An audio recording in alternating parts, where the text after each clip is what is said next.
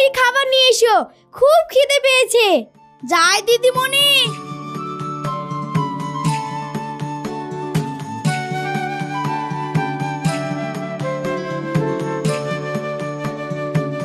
আমরা নিয়ে নিচ্ছি, তুমি যাও।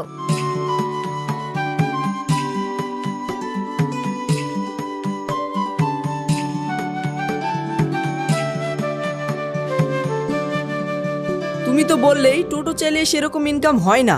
আমি একটা কাজ দেব, করবে? কি কাজ? তোমার ভাগ্নিকে প্রতিদিন স্কুলে নিয়ে যেতে হবে আর নিয়ে আসতে হবে। তুমি ঠিক বলেছো, কিন্তু ভাগ্নি আমার টোটোতে করে স্কুলে যেতে পারবে? আরে আমি টোটোতে যাবো কেন, আমাদের গাড়িতে যাব। শুধু তুমি আমার সঙ্গে থাকবে। এখন দিনকাল খুব খারাপ, তাই সঙ্গে তোমার মতো একজন ভালো মানুষ থাকলে আমরাও নিশ্চিন্তে থাকতে পারি।